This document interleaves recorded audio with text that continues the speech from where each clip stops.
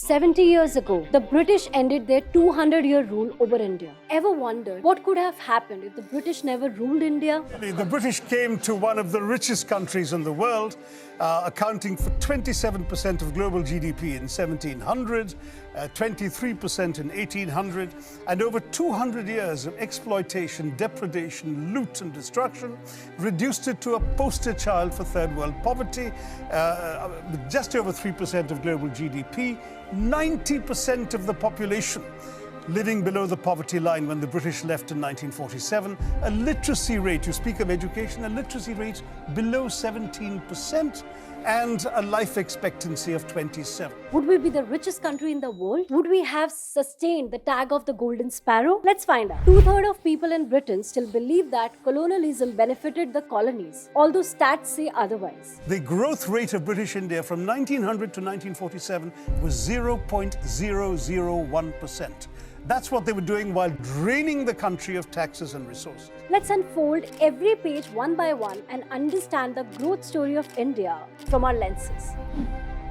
Through a detailed examination of tax and records, it was calculated that Britain drained a grand total of approximately $45 trillion from India. And for your information, it's nearly 12 times of India's current GDP. Oh my God. Allegedly, the British also financed their industrial revolution by robbing India in every aspect possible. They imposed heavy taxes on Indian producers, and not only this, but they also stole the goods and exported them around the world for 100% profit. The loot helped them accumulate an impressive trade surplus. It lasted for 3 decades in the 20th century. It's quite unfortunate that Britain's industrial revolution was actually premised upon the deindustrialization of India. Not only this, they also wrongfully took possession of Kohinoor from the founder of the Sikh Empire, Maharaja Ranjit Singh. The British also ruled the long thriving textile industry of India. Prior to colonial rule during the 17th century, India was producing 25% of the world's textiles, which fell to just 2% by the end of British colonial rule in 1947. Although defenders of the British rod still argue that they have given India democracy, Indian railways, the Western education system, and even taught India to play cricket. But the reality is that all of it was built by them for themselves, for their own interests, and not for the betterment of Indian citizens. The British introduced trains to connect regions and foster trade, which allowed them to take goods out of India and profit handsomely. But India's rich history of trade and culture exchange would have given birth to railways through global interactions.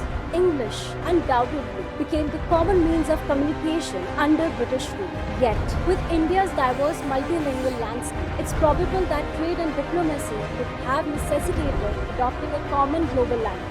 The British had the least interest in providing education to Indians. During the rule, the entire expenditure of the British in India was less than half of the total school budget of the state of New York. And not only this, all the top education institutes such as IITs were built in India after British left. The British actually left India in a dire state. We have managed to catch up.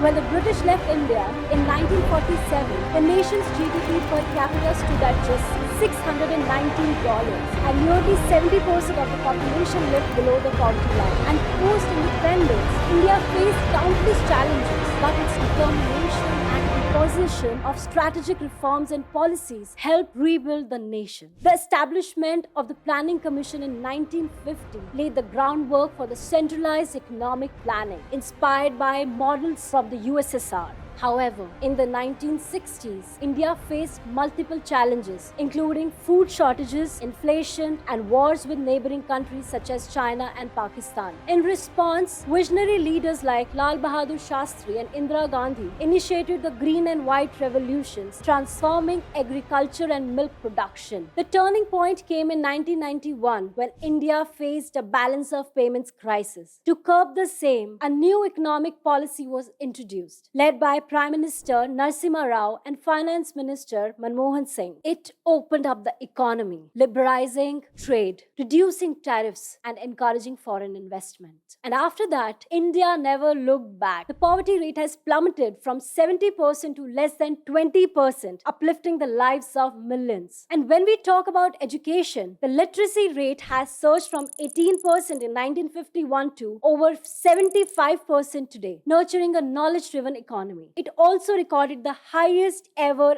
annual FDI inflow of $83.57 billion in the year 2021-22. The GDP growth accelerated as well, soaring from just 1.1% in 1991 to 8.2% in 2016. The growth has been ridiculously large. India has thrived in almost every industry since independence and is just commendable. The agribusiness sector grew at around 1% in the first half of the 20th century, and post-independence, the development rate bumped around 2.6%. India has achieved self-sufficiency in food grains and emerged as a key player in the agri-biotech industry. The healthcare sector has also seen some drastic improvement, increasing life expectancy from just 37 years in 1951 to over 70 years today. The IT sector has witnessed exponential growth, earning India the prestigious title of the Silicon Valley of the East. The administration sector employs over 30% of the Indian labor force, which was just 4.5% during the 60s. We are emerging as one of the leading outsourcers of telecom and data innovation ideas in the world. As far as our infrastructure is concerned, we have become one of the largest street networks on the planet, expanding the road network from approximately 0.4 million kilometers in 1951 to 4.7 million kilometers starting around 2015. Power generation capacity has increased to around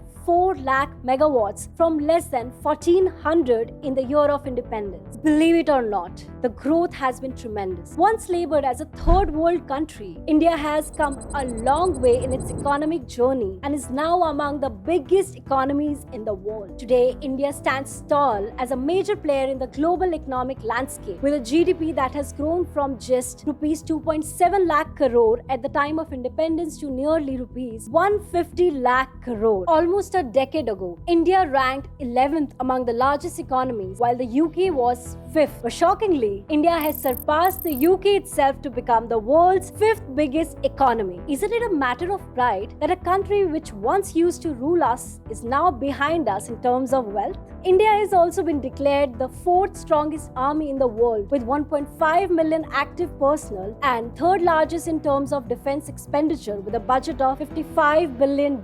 And we are not done yet. India is growing like never before. According to the IMF, India is set to emerge as the 3rd largest economy behind the US and China by the end of 2027. To reach this spot, India will have to grow at 8% per year in dollar terms. Last year, we did 7.2%. That means we are not far behind the targets. India took 60 years since independence to become a $1 trillion economy, but the next $1 trillion were added only in 7 years. Surprisingly, the 3rd trillion was added even faster, merely within 5 years. And if the nation continues to grow with the same momentum, we could add $1 trillion to our economy every 2 years for the next 14 to 15 years. According to CEBR, India will become a $10 trillion economy by 2035, which is still less than what the British robbed us of. But considering the state of the world economy right now, it seems like a lot. We are all aware that historical injustices cannot be undone, but focusing on a prosperous future enables us to channel our energy towards the progress. After all, the final goal is to create a better world for the generations to come. So that's it for today's video. If you believe that India will become the next superpower, leave a Jai Hind in the comment box below. Do not forget to subscribe the channel for more such informative videos.